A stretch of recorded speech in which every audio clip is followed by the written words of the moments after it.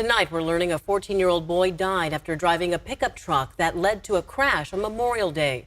The California Highway Patrol says a 40-year-old man and an 8-year-old little girl from Pollock Pines, who were related to the boy, were also removed from the truck. ABC 10's Roxanne Elias talked with neighbors about this tragedy.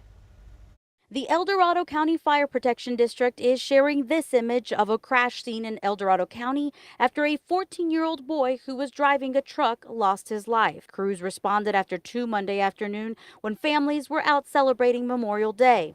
A preliminary investigation indicates the teen was driving the Ford truck northbound on Mormon Emigrant Trail near Park Creek Road, and he made an unsafe turning movement, causing the Ford to drive off the road, crashing into a tree and overturning. It's a surprise, it's a shock, it's upsetting because you don't want to see something like that happen here. Jim Swaggart has lived in Pollock Pines with his wife for about 34 years.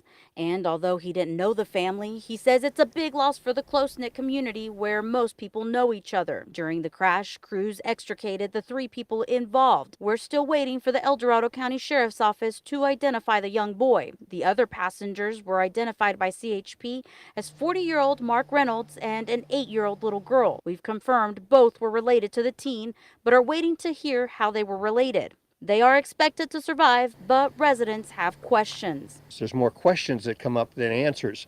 14-year-old driving the car, okay, but why was he driving the car? Swaggart says you can look at the situation in many ways, but the loss is still tragic to the family, and he shares his condolences. As just the loss itself, when you consider a family that has lost a 14-year-old son, it's terrible. How do you, and it's over, it's over. So that's kind of a bad tragedy. In Pollock Pines, Roxanne Elias, ABC 10.